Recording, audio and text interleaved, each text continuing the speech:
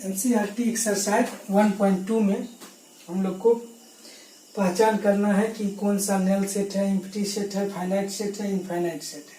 तो जैसे पहला क्वेश्चन कहता है व्हिच ऑफ द फॉलोइंग, इनमें से कौन are example of null set, empty set, इसमें से कौन से सेट ऐसे हैं जो एम्प्टी सेट है।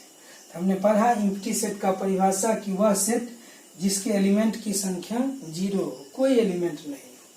तो यहाँ पे कहता है set of odd natural number. Odd मतलब विषम, विषम प्राकृत संख्या जो 2 से कटता हो। हम जानते हैं कि सम संख्या कहते हैं, इवन नंबर कहते हैं जो 2 से कटे, और जो 2 से न कटे उसे हम लोग कहते हैं विषम संख्या।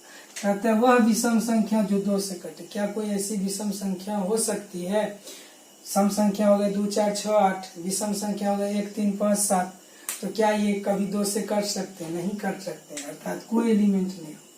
लिखेंगे yes it is null set. अगर कोई मेंबर हो, एक भी मेंबर हो जाएगा तो वह हो जाएगा फाइनाइट सेट। हमको पहचान करना है कि यह एम्प्टी सेट या नल सेट है या नहीं है। दूसरा है set of even prime number. Even मतलब सम, ओड मतलब विषम, नेचुरल नंबर प्राकृत संख्या।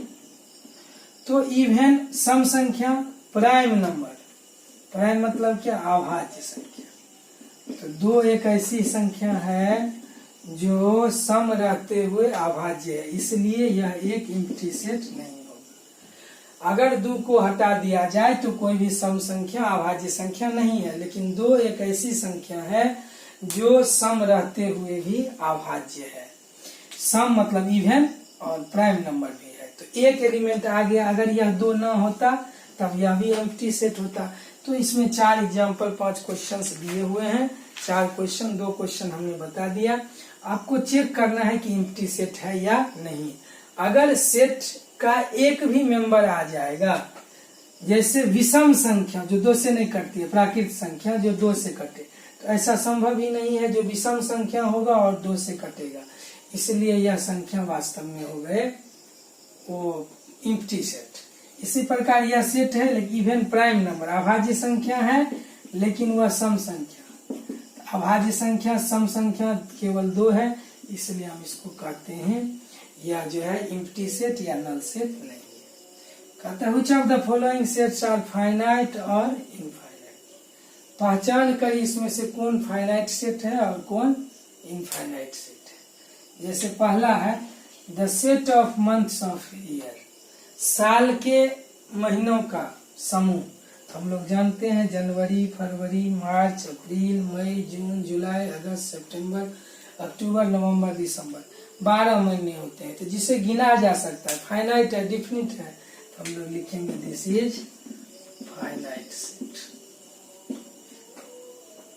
दूसरा एग्जांपल है 1 2 3 डॉट डॉट डॉट डॉट। जब ये लग जाए तो हम समझ जाएंगे ये वास्तव में इनफाइनाइट सेट। वास्तव में 1 2 3 नेचुरल नंबर का सेट है। नेचुरल नंबर का कोई अंत नहीं है। हम लोग कितना भी गिनते चले जाए, 100 500 1000 10,000 लाख करोड़, इसका कोई अंत नहीं है, ये हो गया इनफाइनाइट। जिस सेट में डॉट डॉट लग जाए वो इनफाइनाइट सेट है, जिसके मेंबर में डॉट डॉट न लगा हो वो फाइनाइट सेट है। जनरली अगर हमारा रोस्टर फॉर्म में रहेगा तो निश्चित रूप से अगर डॉट डॉट डॉट है तो इनफाइनाइट सेट, और डॉट डॉट डॉट नहीं है तो फाइनाइट सेट होगा।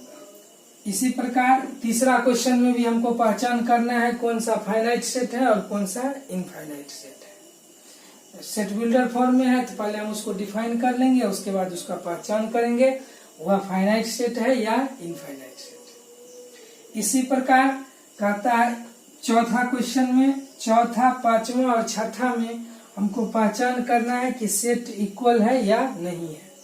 इक्वल सेट हम लोग उसी को कहते हैं जिसके मेंबर एलिमेंट की संख्या बराबर हो और साथ ही साथ जो एक का मेंबर हो वही दूसरे का भी मेंबर हो। जैसे हमने एक एग्जांपल में पहला क्वेश्चन लिया है ए बराबर ए बी सी डी, और बी एक सेट है, डी सी बी है। हम लोग प्रत्येक एलिमेंट को खोजेंगे दोनों सेट में। जैसे ए का एक एलिमेंट है ए, क्या इसमें एलिमेंट है? दूसरा एलिमेंट है बी, क्या इसमें बी है? या बी। सी, क्या इसमें है? सी। डी इसमें है।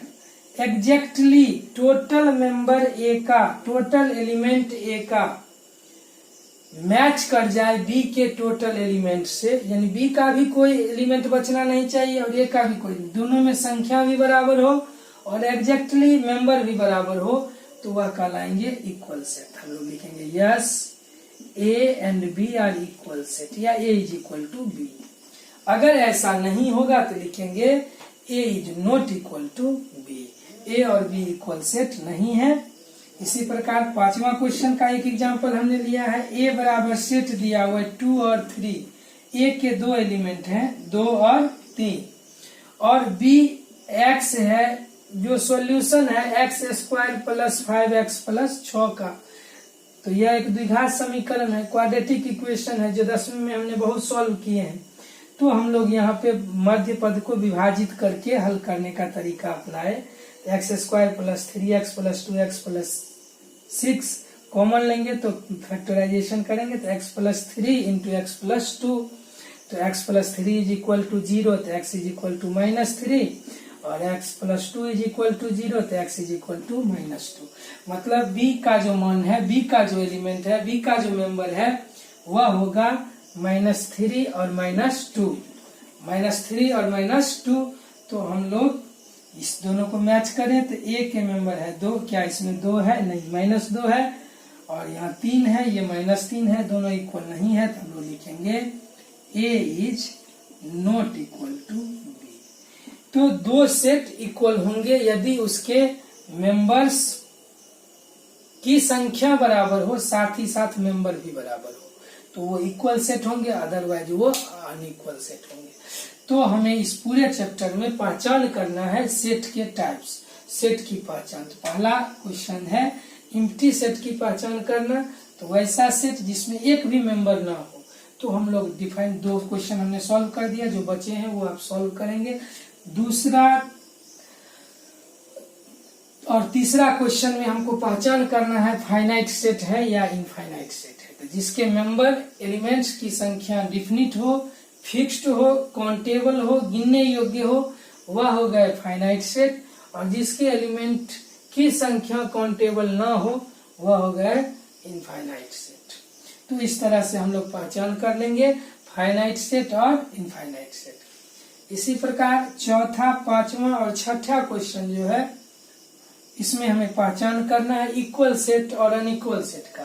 तो अगर प्रत्येक मेंबर इक्वल हो तो वह इक्वल सेट होंगे, अगर प्रत्येक मेंबर इक्वल ना हो तो अनइक्वल सेट।